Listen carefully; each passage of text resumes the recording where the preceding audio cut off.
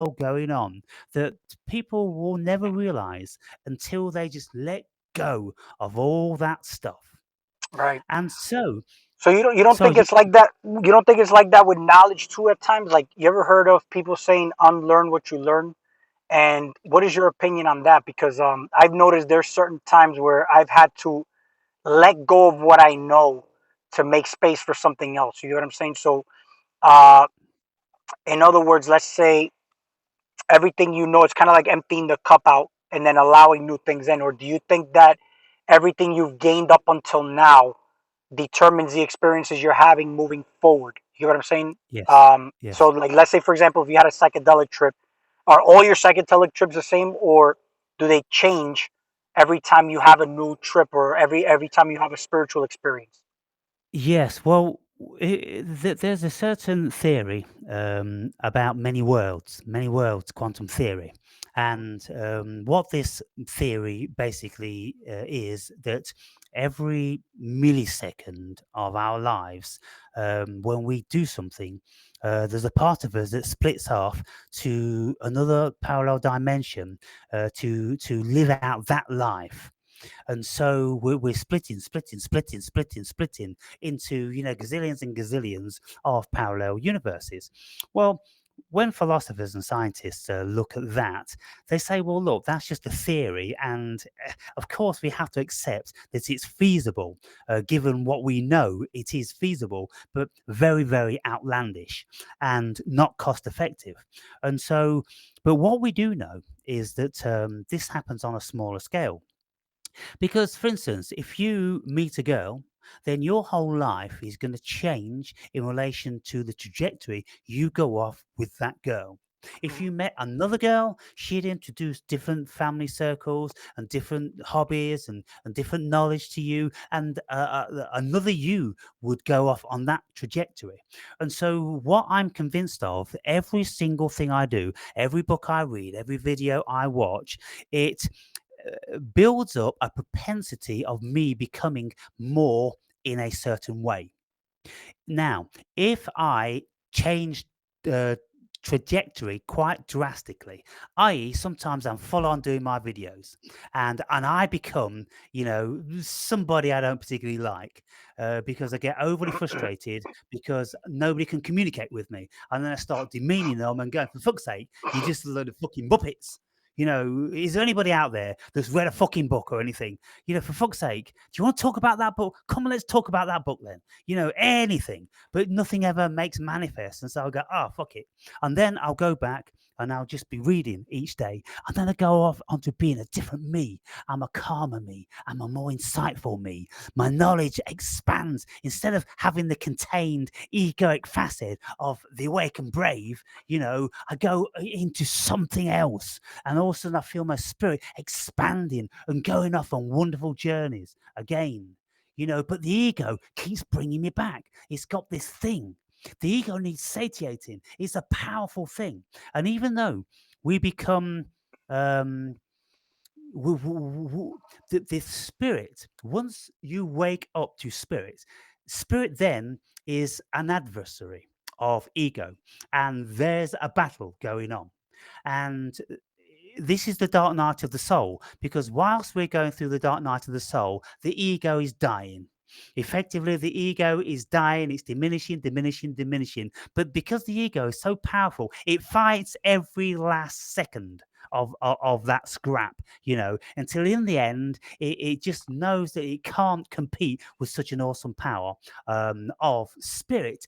But it doesn't stop it, being quiet for some time and then coming back again, then trying. It's like an unpredictable wild animal. You never know. If you've got a wild animal and you take it out of the wild, Mhm. and then because it's got a broken leg and you nurture it and you become its friend and it loves you, at the end of the day, it's still a wild animal. And, Yeah. and you never know. And we've all heard stories about people who have brought lions and tigers up, this, that, and the other, and they spent 20 years with them until one day they get eaten, or the animal bites the skull. And this is tragic, and it's happened to many people that have been studying these animals. There's always that thing, and that thing is the ego. There's always going to be that. The ego will never die.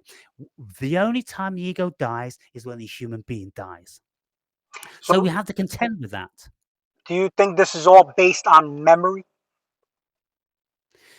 Well, if we didn't have memory, then we'd be basically like animals. We. I mean, I don't even know. I mean, you see, just to say animals, the animals, well, they're so broad, and elephants have the greatest of memories. Goldfish have the smallest of memories, apparently, and so it's difficult to say. But what I try to do is, and in the book I said, my past to me is like ghosts. Why would I want to keep company with ghosts? Because all they're ever going to do is keep, echoing a sound of something that I faintly remember, me saying or hearing or being, experiencing. I'm like, why do I want to carry that with me? I don't. So therefore, I rid myself of all the specters, of all the ghosts, Mhm. of all the memories. I'm not interested in it. And that's why I don't want to see any friends, because the only thing they're going to be able to speak about is the me 20 years ago, the last time I saw them. And I'm Mhm. like, oh my God, have you got any idea the life I've lived in this 20 years? Mhm. I don't know what to say about that. I think I'm writing this book, and if I ever do, I'll carry a copy with me everywhere I go. And if I ever meet an old friend and they say, "Do you want to come out for a drink?" I'll say, "Read my book first before you," You just made your own Bible, bro. because once you've read the book, you might not want to. um, the reason I asked that is because you notice how as children they kind of train us to memorize everything, memorize. It kind of Yeah, enhances that memory, uh, and not the critical thinking or the enhancing what we already have within us, right? So I look at these animals, for example, like cats. Like I got many cats out here in the garden, and they're born with instinctual memory of what they're supposed to do, right? But yeah, they need the other kittens. Let's say when a kitten is like, a baby, they need to be around their mom a certain period of time because they're picking up, stuff that they're supposed to learn in nature from the mom. But they're yeah. it's not memorizing anything. They're just learning something from a piece of what they came out of. But now also when they have kittens, they kind of play with each other all the time, and what this does is it enhances the abilities that they were designed for, which is hunting and being ambush predators. So every And to time, be a member of the social society. You, right? you, you see, the biggest issue that I've got with my squirrel is that it didn't have any squirrel parenting. It had a human being parenting. Mhm. And so this is why now my squirrel is vastly more dependent on me than all the other squirrels. If I don't go out of a morning time to feed them, well, within an hour their bellies are full. But my squirrel isn't. He'll just hang around in the trees. Yeah. He'll have a little bit of a nibble on this and that, but he's been conditioned into knowing that his belly's going to get filled from me. Right. Well, and that also depends on the animal, in my opinion. They're not like squirrels aren't ambush predators. They're basically foragers. They basically learn to just collect shit. They got good memory to where they put it. You get what I'm saying? Yeah. They know where they bury it. But a cat, for example, there's been times where I go to New York and I don't come back for a while, and I've seen they went to town on a few birds and mice in the Oh garden. yeah. So Yeah. they will their animal instincts kick in when they're hungry, and they will actually start. Now you'll start to also see the alpha and beta instincts come out, where the alpha male now starts to bully the other ones out because they kind of like see things as like, oh, there's not enough for you. They want to house everything only because I'm not there. It's a little more calm when their bellies are full, of course. And that's Yeah. basically, I want to Yeah. talk about that, even how humanity has their bellies full to some extent, and they've lost that primitive The animal eye of the instinct. tiger. Yeah, the eye of the tiger. And you could even see that with boxers and whatnot when they lost that hunger, because they've been fed so now they became rich, that hunger goes away, and they're not the same fighter they were when they were up climbing the That's the, ranks. the classic Rocky too. That is, Yeah, isn't it? yeah, yeah, yeah. And you can see that in MMA. I watch UFC, and Conor McGregor, for example, is somebody who was a completely different person than he is once he became a millionaire, his belly's full. Obviously, that hunger goes away. It's a completely different animal now.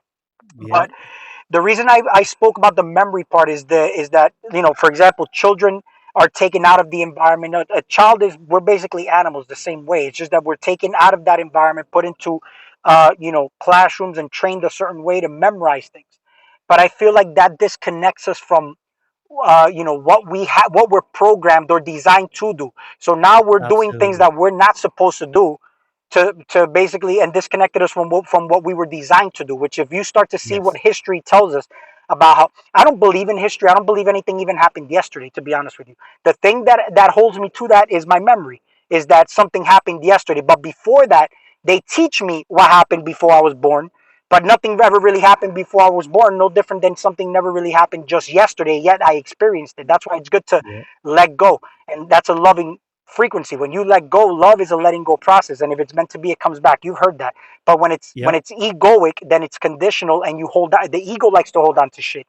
Everything in life is supposed to flow and just move. It's just like your gut. If you eat food, the key is to get the nutrients, expel the waste. If not, you're constipated. That's never going to feel good. That also brings diseases on the body.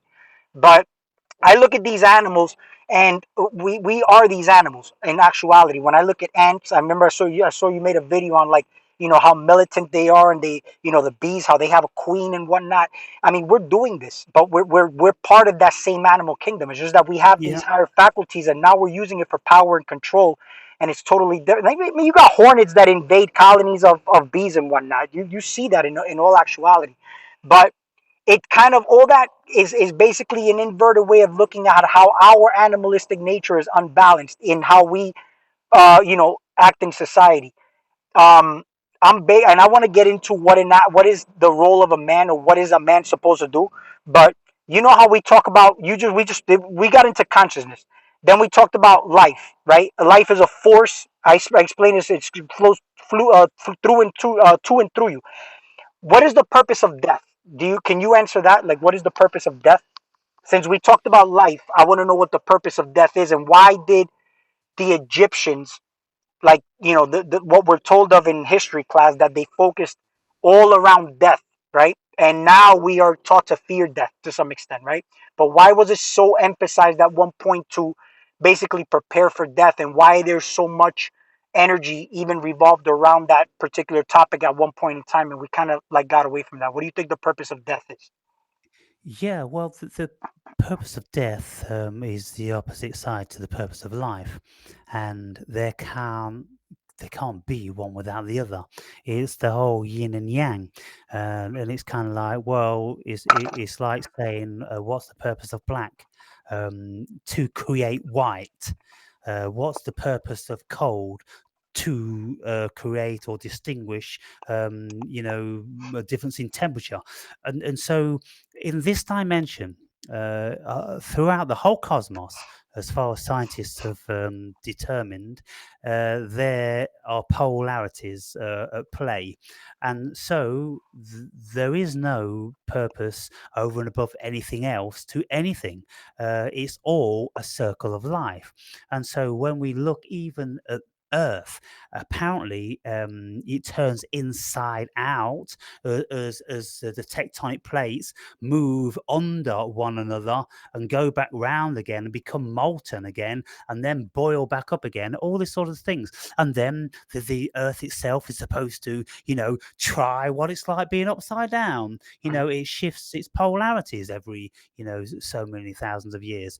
And so, as far as we're concerned, if there was no death, then there would be little joy because we would have nothing to gauge it against. It's like now, at a 60-year-old man's perspective, I'm finding more joy in the more rudimentary things that I wouldn't have looked twice or bothered with as a younger man.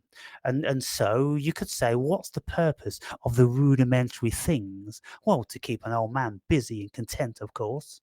What's the purpose of the macro and, all these wonderful things, mountains and shipwrecks and all that? Well, to invigorate young men.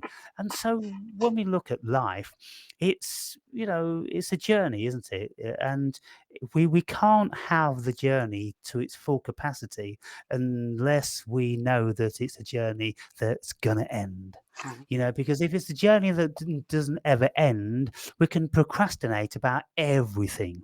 We'd never feel the need to do anything. It's kind of like when we go through stages, we have decades, Mhm. and then between 20 and 30, I can hear you. Okay, keep talking. yep, we're at our strongest. And then we will probably be wise to start a business or, follow our dreams because we've got the greatest level of energy to do that. If we leave it till too late, 40, 50, the energy and the desire fails us, and then we'll never make those achievements. And so there's a time and a place for everything. And like the song says, there's a time to live and there's a time to die. And so I don't believe there's a purpose in anything per se. Mhm. I just think it's consciousness having an experience and just seeing what happens. I think Okay. that's actually what's going on. All right. I mean, the reason I asked you that is because when we talk, what is, we talked about memory. Okay.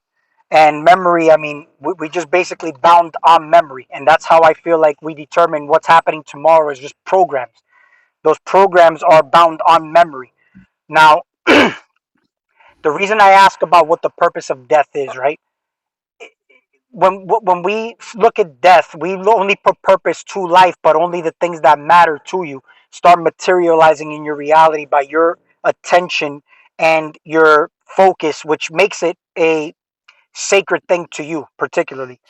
Now, in my opinion, and tell me what you basically have, on this, is basically they were preparing for death because they were preparing for what comes after as far as like what they're creating. So when you look at the word memory, I broke those two words down. This one guy, I heard it from Zen Atman, and I looked it up, and the prefix mem and ori means water and light. Now your body is made of water, and you're basically a light being to begin with, but the reality that you're in, the earth you look at, is not real. Nothing outside is real, yet we're having an experience that's very real. But the world is basically a mirror of what you are. If you look at it, it's made of water, and the land body is probably like 30%, just like the body is made of 30% matter, and then the rest is water. So when you have a death process, that's a detachment or a letting go process. And this is how I looked at, the Egyptians preparing for what happens next is they're preparing to let go of the body and basically creating another world. So, like, let's say if you leave this life, let's say you're leaving the planet, the end of the world is gone. You leave your body, you leave the world behind, right? The body stays with the planet, but I look at it as what has been created in that space for you to make space for what comes after. Because here it's all about making space for other things. You get what I'm saying? That's how people Yeah. do shadow work. That's how people do, when they meditate, or let's say if they want to evolve to some extent. For evolvement to happen, you have to make space for something new. It's just like if somebody's looking for love in life, well, let go of what you have to make space for something new so that you can allow Yeah. that to come in, right? That's how I look at life. So in my opinion, I look at, we put life into that death. We put life into death. It's just like if you didn't prepare for death, it's kind of like you're in life here and you're just flowing around like a leaf on a windy day, and you're just basically letting life to see what just comes next. Yeah. It's kind of like, Nobody. I'm going to finish now. I'm going to finish now because I want to make this one Yeah. point. That's why I asked you about the memory part, and you said that we'd be just like animals, right? But there's no animals, just like there's no people. I'm giving, believe it or not, the way I look at this is I'm giving life to you by having an interaction with you the same way you're giving me life in return. You get what I'm saying? And I'm giving you life based on the energy and the interaction and the words I'm using to express to you. And because even you saying certain things to me is making other things connect in my mind, which leads me to believe that you are giving life to me to some extent as well. By the the certain energy you're giving out, the expressions you're giving. It's opening my mind to different questions. That's how to ask different questions. So you're giving me life. Nothing in my Yeah. life exists. I'm giving life to the animals, all the cats that I got 15 cats in my garden. I brought those cats in my reality for what reason? Well, that's God knows why. And that's why people say, oh, God knows why things happen to. No, I know why. If you really just ask, you'll know why. And I already know why because I've had a lot of meditation on the feline energy, the constellations, the and all that fly stuff, the animal kingdom and whatnot. But Mhm. the way I look at death is I'm prepared. Like, did you build an avatar? Did you build another world? Right? And do you have a mental picture of what it is that you're going into when you do transition? If not, then that's how I feel the whole process of reincarnation happens. You just come back and do this again only because the only memory you have is what you have here, and you haven't truly let it go because you haven't made space for something else in the afterlife. This is my opinion. I'm not saying this is how it is, but I'm also noticing this though. This is why I wanted to talk to you about golems and egregores and tulpas and thought forms and whatnot. I mean, we're doing this now, except we're being manipulated by these thought forms, not knowing that we can actually have control. Instead, they control us only because the real us is not awake. What are we aware and conscious to? That's why I said, who is conscious right now? The ego is conscious, but once something else wakes up and then this ego tends to go numb and fall asleep. It's a scary situation because you feel like you're losing yourself. You feel like you're literally dying because it's not a Yeah. physical death, but it's a death that you feel. If you're able to just say no, I'm okay with letting it go. It becomes a beautiful process now because you just let go of fear. But if you're holding on to a fear, that's paralyzing, but you're closing the door for expanding into something new. This is why I asked you about the death, the memory, right? The memory of what I got here, why I feel the way I do towards certain things is just the memory. Like my son, I love my son, bro. Like, but if I don't have memory of him tomorrow, how would I feel for him? You know? Can Go you ahead, I'll pull let you the go. visor down? You see the sun? Yeah, I see That's that it. that's It's that's glaring right in. I can barely that, yeah, that's me so freaking glowing up. Well, it looks like you're enlightened now. That I'm that's gonna move. better. That's perfect. I'm just moving my The car sun's to the right side of the behind you. house. I'm gonna move the car Yeah, to the side of my house this way. It doesn't hit me, bro. Yeah, you'll be able to see me now. All I yeah, did was yeah. just move. I So, just moved the car. well, just picking up from what you say about the memory, you Mhm, see, from a very early stage in our lives, they want to close us down. mhm. The whole indoctrinating system is about closing our aspiring, our aspirations. Before you move on. So what is that they is closing us down? Who is the they though? Well, that's a good question in itself. Who are they? It may very well be that it's a facet of the human being which is given the most emphasis at this moment in time. And we're in the Kali Yuga, we're in the denser. So, therefore, the powers that be are money oriented, power oriented, and so mind, they want. Uh, how best to farm us, and then the whole Austrian educating system, came into being, whereby we all sat in rows, looking at the teacher at the head of the room. Whereas in Finland, they don't do it like that. They've broken away from that system. Doesn't that They go doesn't back to the doesn't that sound like the ego of humanity though?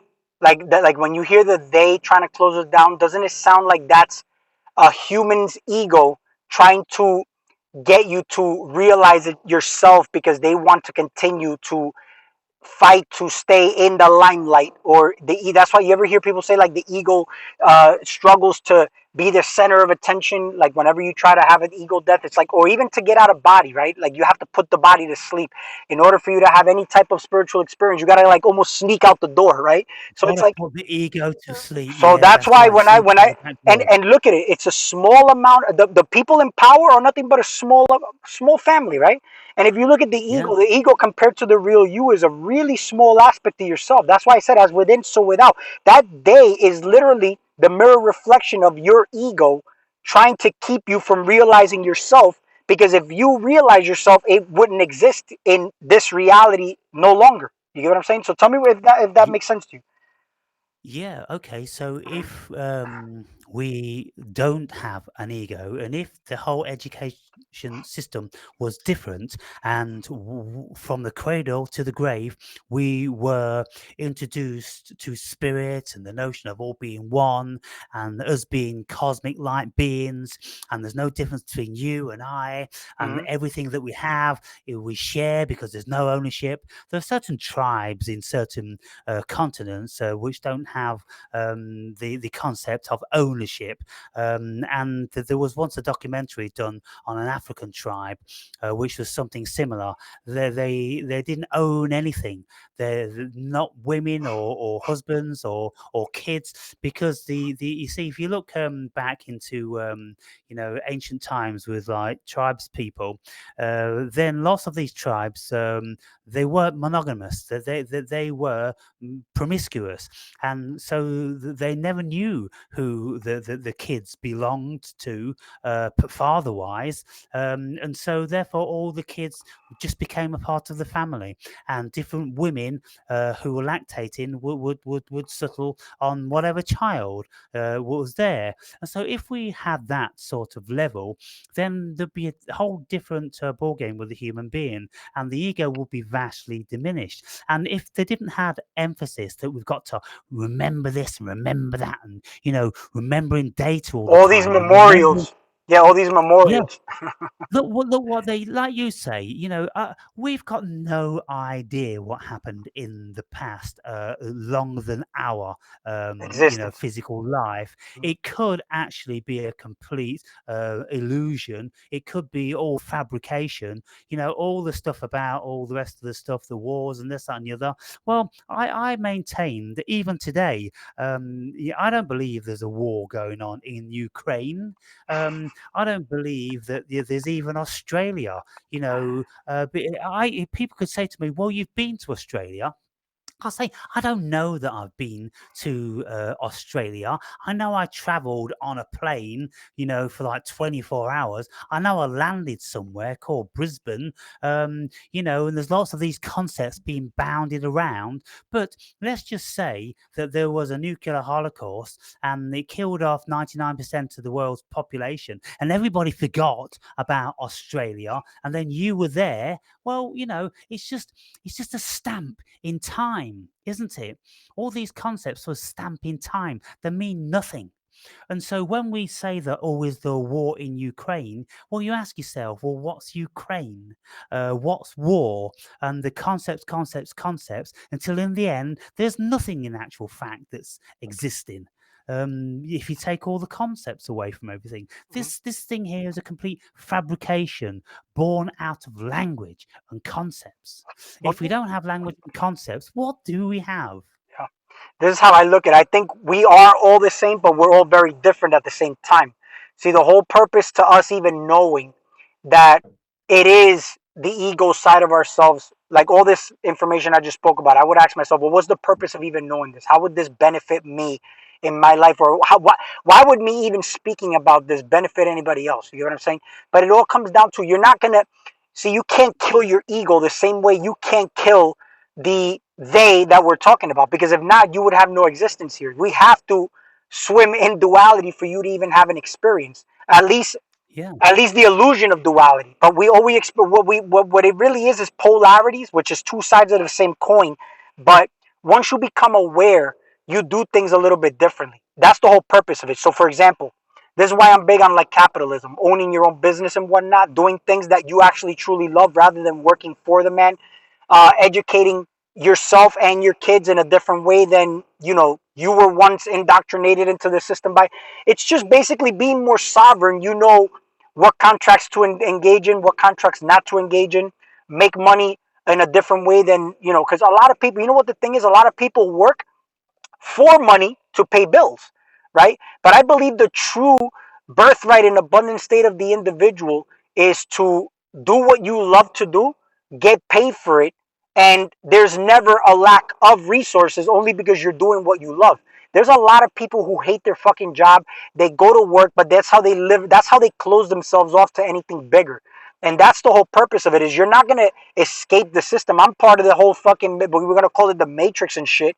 It's just that I'm not entertaining the shit that they are proposing to me online. Like, if I go and I start researching everything that's happening in the war in Ukraine and Russia and all that, you know what's going to happen? The algorithm's just going to feed me more of it, just to entice me, to get me to look at it. And it's like, I'm not interested in it, so I don't even click it. And it's not to be ignorant about it. I'm aware that it's happening. I'm just, my attention is not there. So I feel like the more attention people put into those type of topics, the more of a catastrophe might manifest in their life, only because of what they've been paying attention to. And it may not be that the war is going to come to their front door. You know what I'm saying? It's just going to be where other things, where you may have chaos in your family. Family members may go to war with each other, and then you're in the middle of it. And that's how you manifested a scenario, just on the things you've been paying attention to. Only you didn't realize that it's like a mirror, but an indirect mirror of what happens. You know? So let's say I know it's there. I'm aware. I'm just not entertaining it. I'm not paying attention to it. While you're there, living it out, I'm just aware of it from the comfort of my own sofa. And that's basically how I look at it. You're not going to get rid of the the inversion. It's there, but it's how much energy and attention you put into it. That's just how I look at it, as far as, like, yeah, we are equal, but we're not equal at the same time. You're totally different than I am, a very totally different person. You think totally different, and we're all different. That's just the bottom line. We're not all the same, but yet we are at the same time. That's how I say we're shards, we're God, we're not God. And we kind of combine the two things.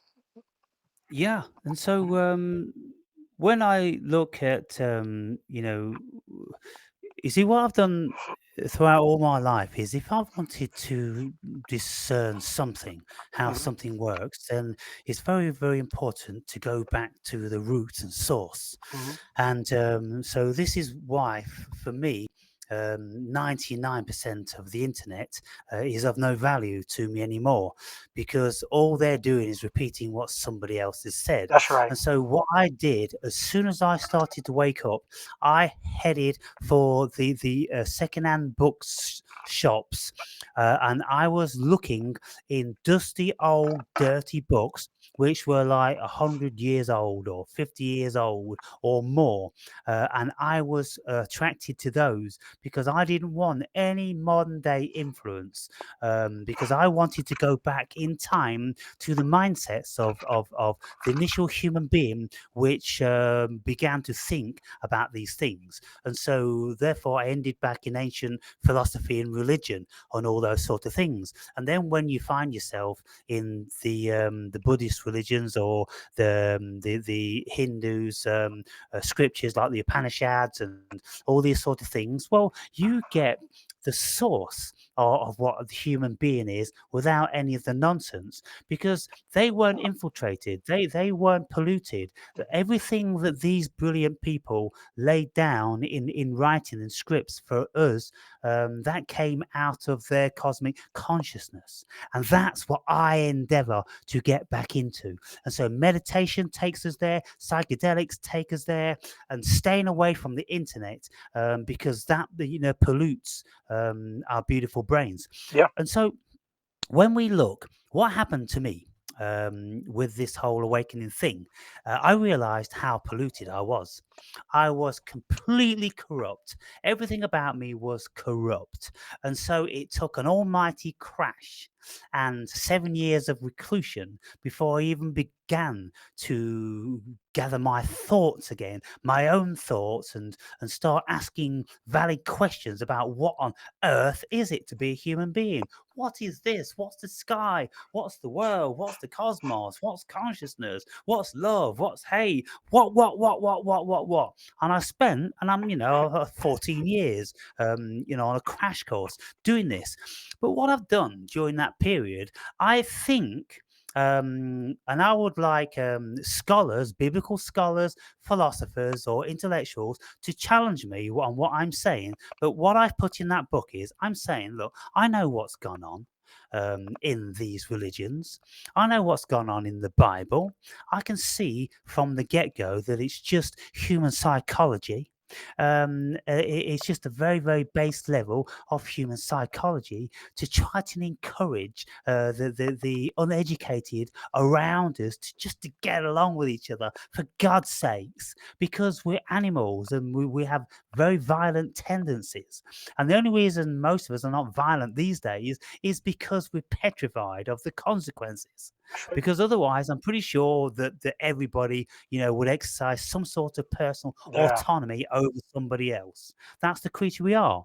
Now, in the Bible, in the Garden of Eden, which was perfect and bliss and wonderful, Adam and Eve were ignorant. And then they became knowledgeable when they ate from the fruit of the forbidden fruit, the tree, which the serpent just suggested you might want to eat this fruit that he says you shouldn't eat because he wants to keep you ignorant. But I'm not saying, you know, see, the serpent's not the baddie. Nowhere in Genesis does it say the serpent's the baddie or it's evil. That's later shit that came about, and it's only very vaguely alluded to. Mhm.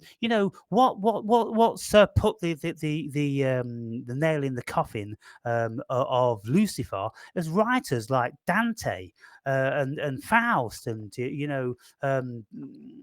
Goethe, all these sort of people. They've created this Satan into this monster, which never was the case in the Bible. Mhm. And so people, they need to go back and really, really study what the Bible actually said. And all the Bible did was, if you can imagine Adam and Eve in complete bliss, why are they in bliss? Because they're in ignorance. They didn't even know that they were naked. And so, on the premise of that, it's simple. It's just a simple case. This is why the Buddhists just sit under a tree or go into caves, because they want to be absolutely simple, because they know when their minds is like that, that's when they enter into the kingdom of God.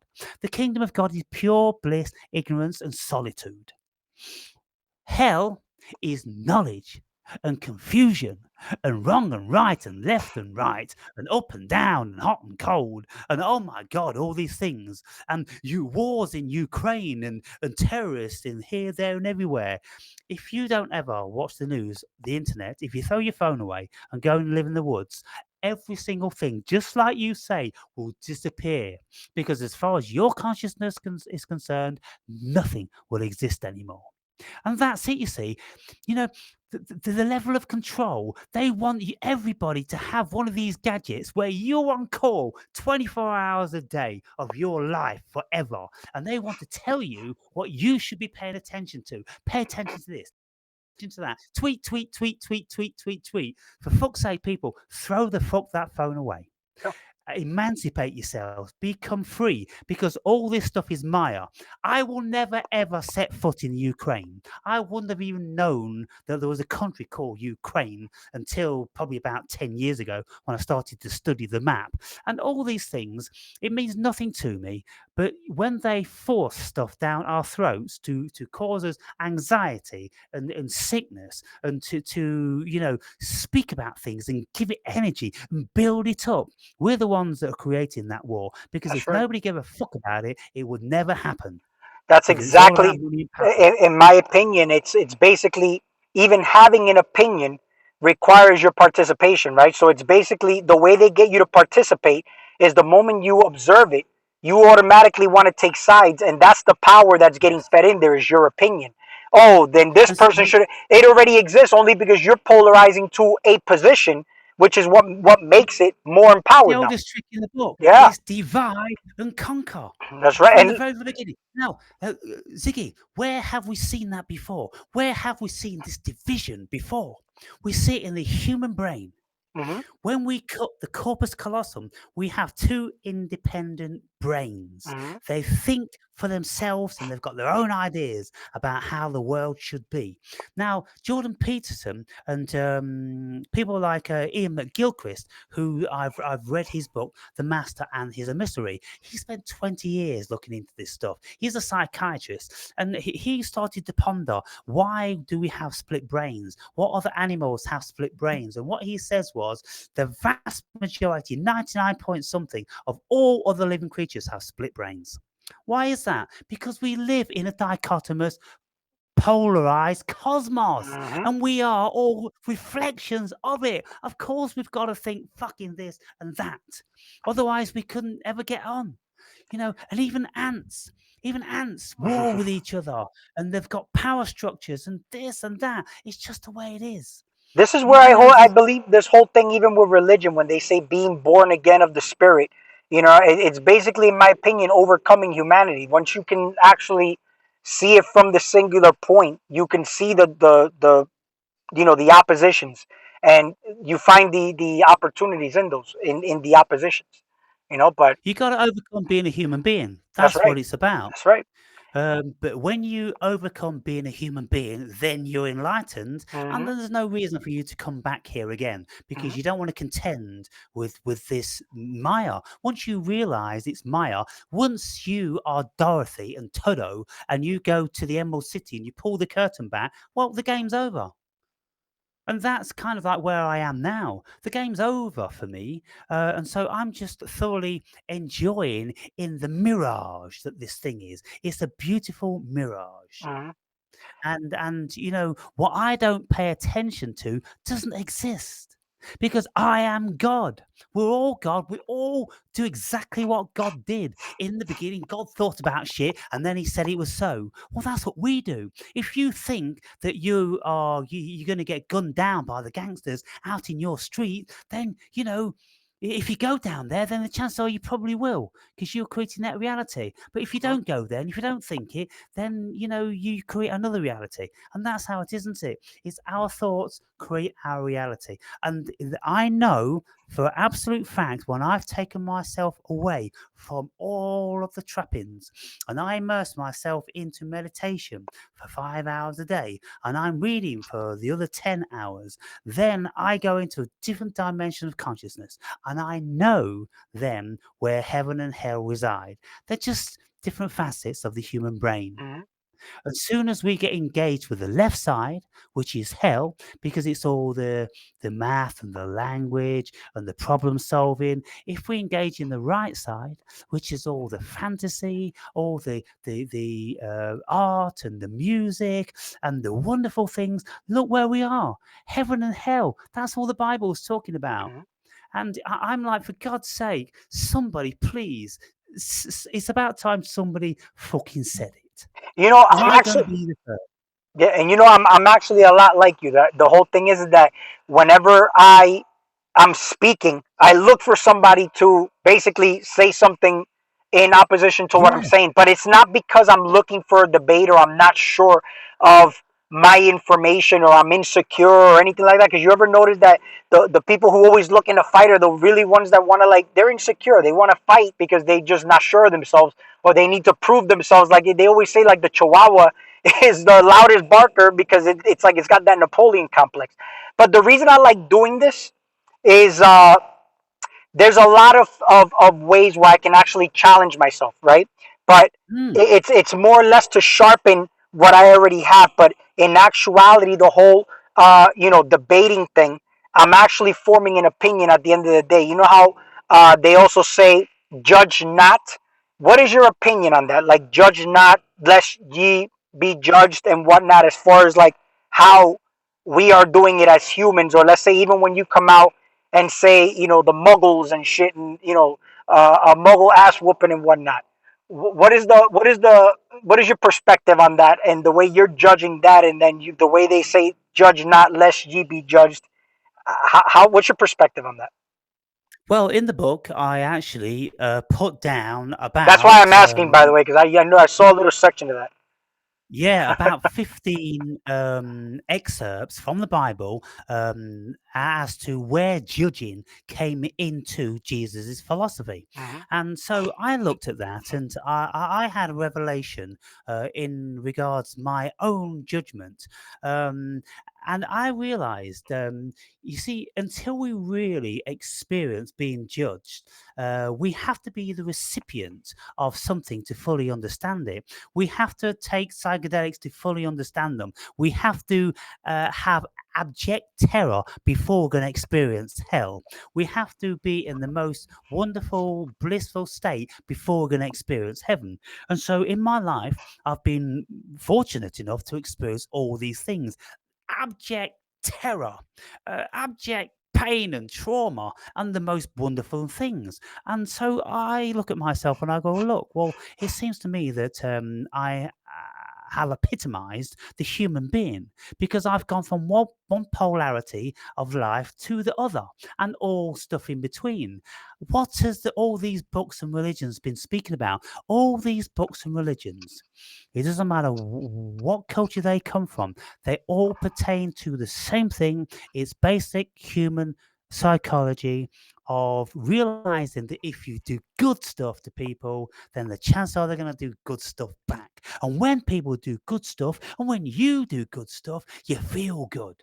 Mhm. If you do bad stuff, your chances are people are going to do bad stuff to you, and then you're going to feel bad. It's a no-brainer. It's left brain, right brain stuff, you know. But you've got people, and they're supposed to be super intelligent, biblical scholars, and they're talking about this, that, and the other. Guarantee there hasn't been a single one of them that's had a spiritual experience. And I'd like to say to them, well, I've had first-hand experiences, a lot of them. And I want to tell you what it is as a spiritual person, as a spiritual entity, what this thing is and what that book's about. And all you scholars, you're all like, oh, yes, about this and about that. And you're desperately, desperately, desperately looking to make a fucking silk purse out like pig's ear of a book. It's just a fucking mess of a conglomerate of fucking shit rode by, myriad people over myriad years, and they're trying to make out it's the word of God.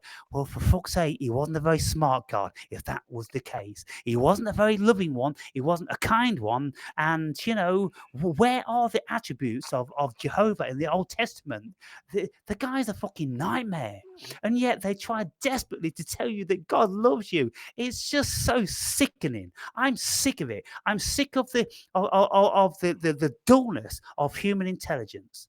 This is why I'm always proclaiming my own genius, because for fuck's sake, I've looked long and hard, Ziggy. I've looked all over the fucking world for 14 years for intelligence. I can't fucking find it. Very, very rarely. And I'm like, how is it that people actually believe that stuff? What is wrong with them? Have they had any spiritual experiences? If they've had spiritual experiences, they don't need the fucking book. Hey, Aaron, what do you If you think know God, Mhm. Oh no, go if you ahead. I'm know sorry. God, Zeke, you don't need faith. All these people, faith, faith, faith, faith, faith. In the Quran, it says every single line, you must believe, believe, believe, believe, believe. It's threatening you that you must believe. If you don't believe, well, the fucking whole thing falls to pieces because it's a crock of shit. Yeah. And that's the premise of it. You have to believe it. So they've got you, they've trapped you. I've never believed the fucking thing in my life. And, I won't believe it. And I was asking all these Christians in recent times what, their experience of God is. They never had any. And I would tell them that God spoke to me. Angels have come to me. I've been to hell. Jesus has spoke to me. And I'm not even a fucking Christian. What the fuck's going on? And all this faith is for people that just do not know God. If you're a spirited person, you know God. And you know you are God. And that's it, Mhm. period. Be done with the fucking stupid bullshit Yeah. already. But the vast majority of people, they're just so dull. And they'll never perceive this. And their minds have been captured. They never thought for themselves. And that just brings about the greatest of frustration to me. And I'm kind of like, I'm not that smart. Mhm. Honest to goodness, I'm not that smart.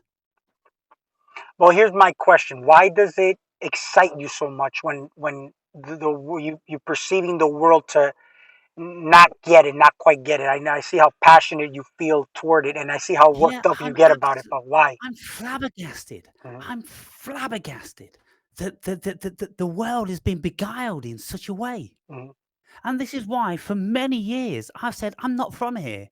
I'm most certainly not from here. Mhm. And I think lots of people, the spirits are incarnated from other dimensions and cosmoses. And that's why there's such a variance. You see, when we look at, well, we've all got the same brains, we've all got the same bodies, we're all on the same world, and yet we're all so different.